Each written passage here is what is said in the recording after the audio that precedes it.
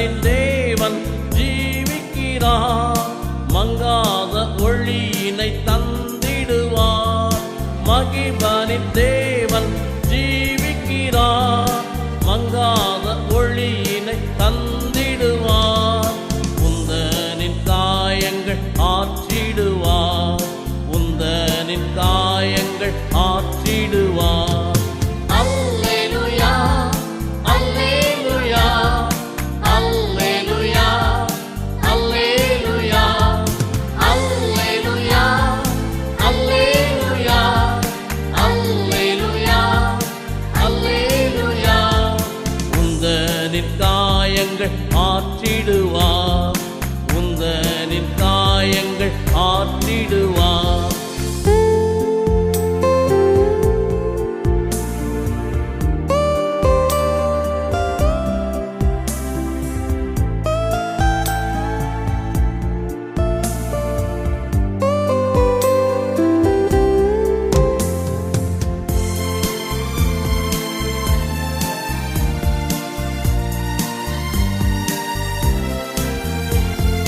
மாட்சிமை நிறைந்தவர் ஜீவிக்கிறார், மகிழ்ச்சியின் வாழ்வினை தந்திடுவார்.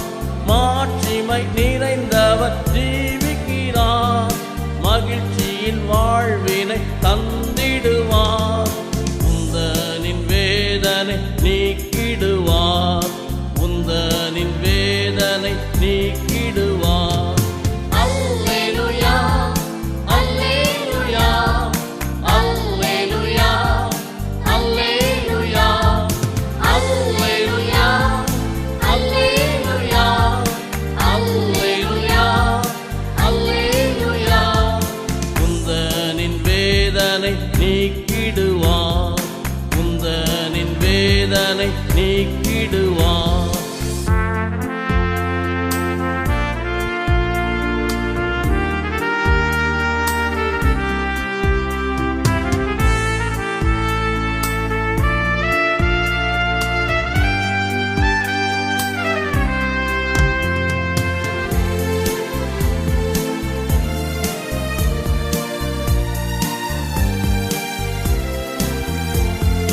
கிருபையின் தேவன் ஜீவிக்கிறார், அழியாது நம்மை காத்திடுவார். கிருபையின் தேவன் ஜீவிக்கிறார், அழியாது நம்மை காத்திடுவார். கல்லான இதயத்தை மாற்றிடுவார், கல்லான இதயத்தை மாற்றிடுவார். அல்லேலூயா அல்லேலூயா அல்லேலூயா அல்லேலூயா அல்லேலூயா அல்லேலூயா அல்லேலூயா அல்லேலூயா. கல்லான இதயத்தை மாற்றிடுவார், கல்லான இதயத்தை மாற்றிடுவார்.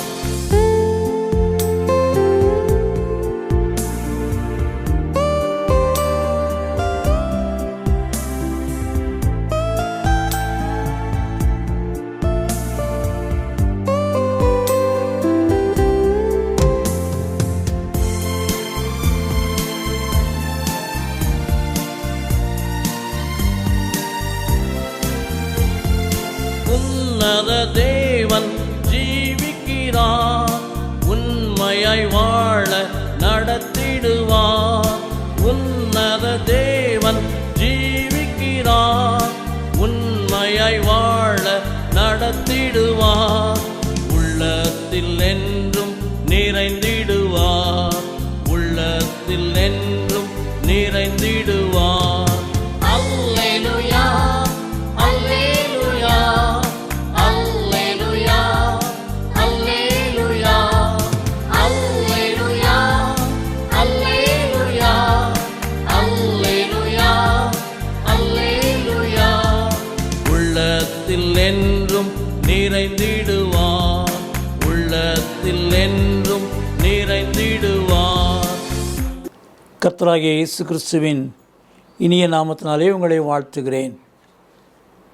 இந்த அருமையான நாளிலே ஜெபதுனியின் ஜெப நேரத்திற்கு உங்களை அன்பாக அழைக்கிறோம். இந்த ஜெப நேரத்தின் பகுதியிலே கர்த்தருடைய வார்த்தைகளை நாம் தியானிப்பதோடு ஜெபிக்கிற உள்ளத்தோடு நாம் காரியங்களை செய்ய கற்றுக்கொள்வோம் என்று சொன்னால் மிகுந்த ஆசீர்வாதமாக இருக்கும். சங்கீதம் 103 சங்கீதத்திலே 5 வாக்கியத்திலே, நன்மையினால் உன் வாயை திருப்தியாக்குகிறார், கழுகுக்கு சமானமாய் உன் வயது திரும்ப வாழ வயது போல் ஆகிறது. நன்மையினால் நம்மை திருப்தியாக்குகிற தேவன்.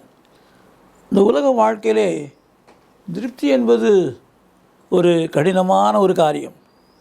எங்கு சென்றாலும், எதை வாங்க சென்றாலும், வாங்கினது போதாது, இன்னும் வாங்க வேண்டும், இன்னும் சில காரியங்களை செய்ய வேண்டும் என்ற எண்ணம் தான் நமக்குள் உண்டு. சில சமயங்களிலே சில துணிக்கடைகளுக்கு போய் அவர்களுக்கு வேண்டிய ட்ரெஸ் எடுக்கும்போது ஒன்று எடுத்தால் போதாதா, அவள் தேவையானது எடுத்தால் போதாதா என்று சொல்கிற எண்ணம் மீறி எவ்வளவு நலமாக இருக்கிறதோ அதையெல்லாம் வாங்கிவிடும். கையில் இருக்கிற பணத்தை எல்லாம் செலவழித்து விட்டு இஎம்ஐயிலும் வாங்குவதற்கு நம்ம ஒப்பு கொடுத்து விடுவோம். இது ஏன் என்று சொன்னால் திருப்தியற்ற நிலைமை. ஆனால் வேதம் என்ன சொல்கிறது? நாம் கர்த்தரை துதிக்கும்போது, அவர் செய்த நன்மைகளை நினைவு வரும்போது நன்மையினால் நம்மை திருப்தியாக்கிறார். எவைகள் நன்மையோ அவைகளை நமக்கு பூரணமாய் தந்து நாம் கலங்காது இருக்கத்தக்கதாக வாழ்க்கையை ஆசீர்வதிக்கிறவர் நம்முடைய தேவன். அவள் இன்றைக்கு நன்றாய் ஒன்று அறிந்து கொள்ள வேண்டும். நன்மையினால் நம் வாயை திருப்தியாக்குற தேவன். நன்மை என்று சொன்ன உடனே என்ன நன்மை, அவருடைய நன்மை என்ன என்று சொல்லி பார்க்கும்போது எரேமியன் புஸ்தகம் 31 அதிகாரம் 12 வாக்கியத்திலே, அவர்கள் வந்து சீயோனின் உச்சியிலே கம்பீரித்து கர்த்தர் அருளும் கோதுமை, திராட்சரசம், எண்ணெய், ஆட்டுக்குட்டிகள், கன்றுக்குட்டிகள் என்பவைகளாகிய இந்த நன்மைகளுக்காக ஓடி வருவார்கள். அவருடைய ஆத்மா நீர்ப்பாய்ச்சலான தோட்டம் போலிருக்கும், அவர்கள் இனி தோய்ந்து போவதில்லை. இங்கு பார்க்கிறோம் 5 விதமான காரியங்களை பார்க்கிறோம். 3 ஆவிக்குரியவைகள், 2 உலகத்துக்குரியவைகள். இந்த ஆவிக்குரியவைகளை பார்க்கும்போது அந்த எண்ணெய், கோதுமை, திராட்சரசம் என்பது ஆவின் வரங்களிலும் வார்த்தையிலும் உள்ள ஒரு காரியம். ஆட்டுக்குட்டிகள், கன்றுக்குட்டிகள் என்பது இம்மைக்குரிய ஆசீர்வாதங்கள், பூமிக்கு அடுத்த செழிப்புகள். அவை நம்முடைய தேவன் ஆவிக்குரிய ஆசீர்வாதங்களையும் இவ்வுலகத்துக்குரிய ஆசீர்வாதங்களையும் தந்து நம்மை திருப்தியாக்குற தேவன். உன்னதங்களின் ஆசீர்வாதங்களினால் நம்மை நிரப்புகிற தேவன். இந்த நன்மையை குறித்து நாம் பார்க்கும்போது இந்த நன்மையானது நம்முடைய வாழ்க்கையில் உள்ள துக்கத்தை எல்லாம் சந்தோஷமாய் மாற்றுகிறது. 13 வாக்கியத்தை வாசிக்கும்போது அந்த பகுதியை பார்க்கிறோம். அப்பொழுது கன்னிகைகளும் வாலிபரும் முதியோரும் கூட ஆனந்த களிப்பாய் மகிழுவார்கள். நான் அவர்கள் துக்கத்தை சந்தோஷமாக மாற்றி அவர்களை தேற்றி அவர்கள் சஞ்சலம் நீங்க அவர்களை சந்தோஷப்படுத்துவேன். அவை இந்த நன்மைகளினாலே வாழ்க்கையில் உள்ள எல்லா துக்கங்களும் தீர்ந்து சந்தோஷமடைகிற பாக்கியத்தை பெறுகிறோம். இயேசு கிறிஸ்து யோவான் 16 அதிகாரம் 20 வாக்கியத்திலே, இந்த உலகம் ஒருவேளை பெரிய காரியங்களில் சந்தோஷமாக இருப்பதை போல் இருக்கலாம், ஆனாலும் நான் உங்கள் துக்கத்தை சந்தோஷமாய் மாற்றுவேன் என்று சொன்னவர். இவ்விதமாய் அவருடைய நன்மையினால் நம்மை திருப்தியாக்கி சந்தோஷத்தை அருளுகிற தேவன். இன்னும் இந்த நன்மையை குறித்து நாம் ஆராயும் பொழுது வேதத்திலே தெளிவாக பார்க்கிறோம். அப்போஸ்தலர் புஸ்தகம் 10 அதிகாரம் 38 வாக்கியத்திலே, நசரேயனாகிய இயேசுவை தேவன் பரிசுத்த ஆவியினாலும் வல்லமையினாலும் அபிஷேகம் பண்ணினார். தேவன் அவருடனே கூட இருந்தபடியினாலே அவர் நன்மை செய்கிறவராயும் பிசாசின் வல்லமையில் அகப்பட்ட யாவரையும் குணமாக்குகிறவராயும் சுற்றித்திருந்தார். இங்கு பார்க்கிறோம், நமக்கு விடுதலையோடு குணமாக்கப்பட்ட ஒரு வாழ்க்கை, சுகமடைந்த ஒரு வாழ்க்கையை தருகிறார். இன்றைக்கு அனைவருடைய வாழ்க்கையிலே இந்த பெரிதான ஆசீர்வாதம் தேவையாக இருக்கிறது. அவருடைய நன்மையான காரியம் இதுதான். இயேசு கிறிஸ்து நன்மை செய்கிறவராய் சுற்றித்திருந்தார். எப்படி? அவர் நம்மை குணமாக்குகிற தேவன். நம்முடைய நோய்களெல்லாம் சிலுவையில் சுமந்தவர், பலவீனங்களெல்லாம் ஏற்றவர். அவருடைய தழும்புகளினால் குணமானீர்கள் என்று சொன்ன வார்த்தையின்படியே நம்முடைய வாழ்க்கையிலே அற்புதமான காரியத்தை செய்து நம்மை திருப்தியாக்கிற தேவனாக இருக்கிறார். இன்றைக்கு வாழ்க்கையிலே பலவீனத்தோடு இருக்கிறீர்களாம், துக்கத்தோடு இருக்கிறீர்களாம். இயேசு கிறிஸ்து சிலுவையில் செய்து முடித்தது அதுதான். நம்முடைய துக்கத்தை எல்லாம் சுமந்தார், நம்முடைய நோய்களெல்லாம் சுமந்தபடினாலே நம் வாழ்க்கையிலே அதை குறித்து கலங்காதபடி புது பலத்தோடு வாழ்வதற்கு அவர் உதவி செய்கிறவராக இருக்கிறார். இன்னுமாய் நம்முடைய வாழ்க்கையிலே அவருடைய வார்த்தைகளை கை கொண்டு நாம் வாழும்போது, அவருடைய வசனத்தின் கட்டளைகளையும் கீழ்ப்படியும் போது, லேவியராகமம் 25:18-19 என் கட்டளைகளின்படி செய்து என் நியாயங்களை கைக்கொண்டு அவைகளின்படி நடக்க கடவீர்கள். அப்பொழுது தேசத்திலே சுகமாய் குடியிருப்பீர்கள். பூமி தன் கனியை தரும். நீங்கள் திருப்தியாக சாப்பிட்டு அதில் சுகமாய் குடியிருப்பீர்கள். இங்கு பார்க்கிறோம், அவருடைய கட்டளைகளை கை கொண்டு நாம் நடக்கும்போது தேவன் செய்கிற பெரிதான காரியம், பூமி தன் பலனை தரும். இன்றைக்கு அநேக நேரங்களிலே, ஐயா நான் விதைச்சேன், ஆனால் அது ஒன்றும் இல்லாதபடி போயிற்று, அதிகமாய் திரளாய் விதைத்து கொஞ்சமாய் இருக்கிற ஒரு வாழ்க்கை தான் இன்றைக்கு அநேகருடைய வாழ்க்கையில் இருக்கிறது. ஆனால் பூமி தன் பலனை தரும். அப்பொழுது வாழ்க்கையிலே நாம் திருப்தியாய் சாப்பிட்டு அவருக்குள் மகிழ்ந்திருக்கக்கூடிய வாழ்க்கை. அவள் இன்றைக்கு திருப்தியற்ற வாழ்க்கை அல்ல. சாப்பிடும் பொழுதே நாளைக்கு என்ன செய்கிறது என்று கவலையோடு இருக்கிற மக்கள் ஏராளம் உண்டு. ஆனால் இன்றைக்கு நம்முடைய தேவனோ எல்லா சூழ்நிலையிலும் திருப்தி அடை செய்வார். இன்னுமா நம்முடைய வாழ்க்கையிலே அவர் நம்முடைய வாழ்க்கையிலே செய்யக்கூடிய ஆசீர்வாதமான ஒரு காரியம், ஆத்மாவை திருப்தி அடை செய்கிற தேவன். சங்கீதம் 63 சங்கீதம் 4-5 வாக்கியங்களிலே, என் ஜீவனுள்ள மட்டும் நான் உம்மை துதித்து முது நாமத்தை சொல்லி கையெடுப்பேன். நினத்தையும் கொழுப்பையும் உண்டது போல என் ஆத்துமா திருப்தியாகும். என் வாய் ஆனந்த களிப்புள்ள உதடுகளால் உம்மை போற்றும். இங்கு பார்க்கிறோம், கர்த்தருடைய நாமத்தை துதிப்பதினாலே ஒரு மேலான பாக்கியம், ஆத்மாவாலே திருப்தி அடைந்த நிலைமை, உதடுகளினால் தேவனை பாடி போற்றுகிற மேலான பாக்கியம். அருமையான தேவப்பிள்ளையே, உன் வாழ்க்கையிலே இவ்விதமாய் திருப்தியாக்குகிற தேவன் வேறொருவரும் கிடையாது. பூரணமான ஒரு ஆசீர்வாதமான வாழ்க்கையை அவருக்குள் நாம் பெற்றுக்கொள்கிற பாக்கியசாலிகளாக இருக்கிறோம்.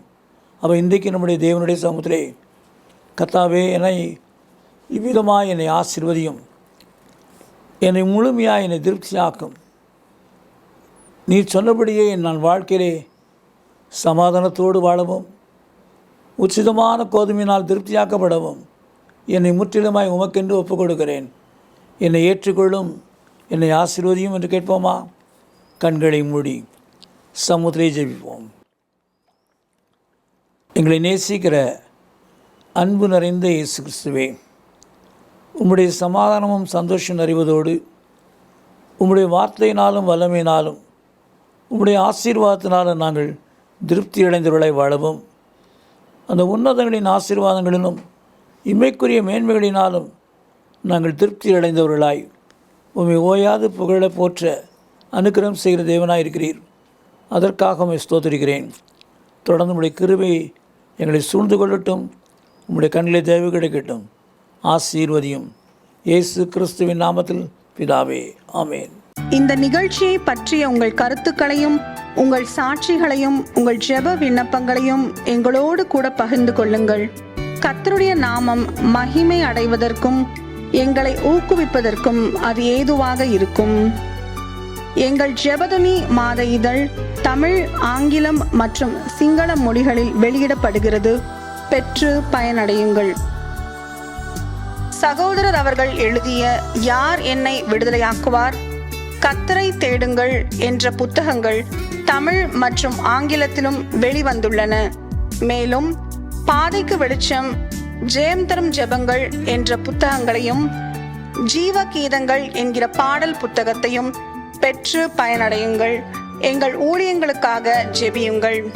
ஒவ்வொரு மாதமும் 3ஆம் சனிக்கிழமைகளில் தோகமலை அருகே உள்ள இடையப்பட்டியில் விடுதலை ஜெப முகாம் நடைபெறுகிறது. பங்கு பெற்று ஆசீர்வாதம் பெறுங்கள். இதை குறித்து மேலும் அறிந்து கொள்ள எங்களை தொடர்பு கொள்ளுங்கள். எங்களை தொடர்பு கொள்ள வேண்டிய முகவரி: சகோதரர் சி.